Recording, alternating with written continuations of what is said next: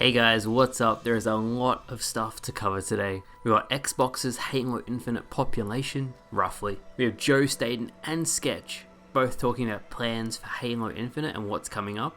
When the blog post, which will outline the roadmap and other key features and when they'll come to the game, when that will go live. It's basically an announcement of an announcement, which I can understand frustrates a lot of people about when content is coming to the game. The 10 Riot event is back, so you can get new armor, attrition has been taken away, and then a brand new Halo Infinite DLC mode made by Certain Affinity, which was speculated to be Battle Royale, but as more information has come out about it, it seems it's going to be a bigger team battle, so let's get right into the video. So first and foremost, Destiny 2 has been acquired by Sony, and from that, we've gotten some population numbers as to how many people play in one day on the Xbox for Destiny 2. So Tom Warren on Twitter said that 275,000 players play Destiny 2 daily on the Xbox platform.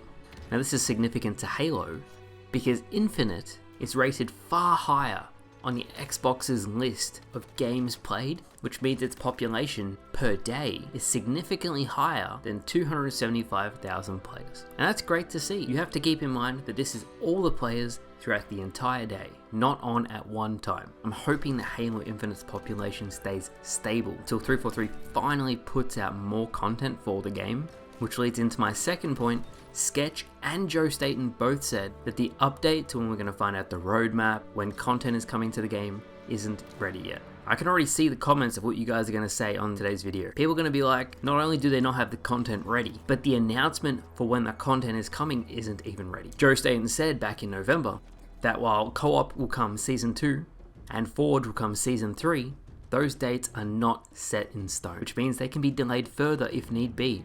And I cannot imagine Forge being delayed for longer than 10 months. It has to come out, or at least a version of it, so people can create stuff in a Forge-based game mode. Now I follow a lot of Halo people on Twitter, and my entire feed is just people asking, where is the other 50% of the game? People are getting really concerned that they're hearing nothing about when these features are coming. They're concerned because they want Halo to do well. And Call of Duty and Battlefield were in terrible states, and it hasn't been capitalized on. There's been a lot of talk, and it leads me into my next point. The attrition event, the Cyber Showdown event, has ended, so attrition has gone away. They said it will return at a later date, but the game in its current state, I don't think you should be removing anything. I think things should be added, not taken away. I understand Behemoth for ranked because a lot of people didn't enjoy playing on it, but then I also saw a lot of people said it broke up the other maps nicely, so there's a big divide there.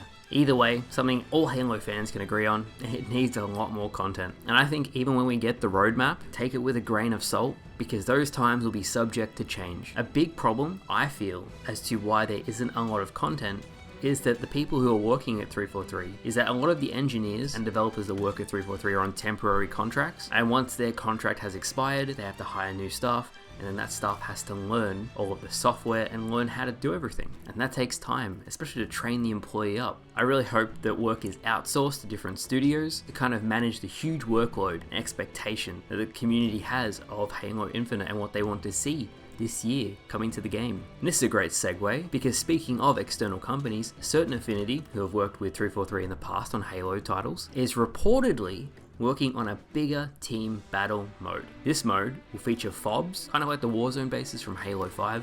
You can capture them, you can hack Sentinels to fight on your side. This new game mode will allegedly be for new Halo players, so I think Microsoft really wants to bridge the gap between Battle Royale players and first-person shooter players to try to get a new audience into Halo. Take that with a grain of salt because that is all rumored leaks. I saw a lot of comments saying, no, we don't want a Battle Royale. Definitely isn't a Battle Royale.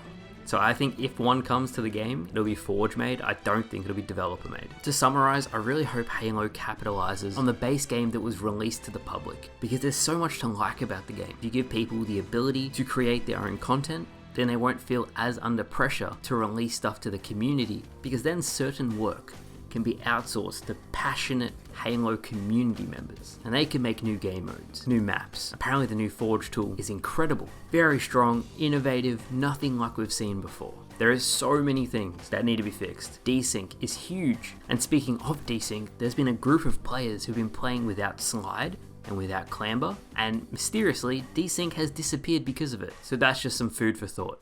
Anyway guys, hopefully you enjoyed today's video. I feel like there's lots happening behind the scenes at the moment, so hopefully we hear more soon. But thank you all so much for watching, and I'll see you guys later.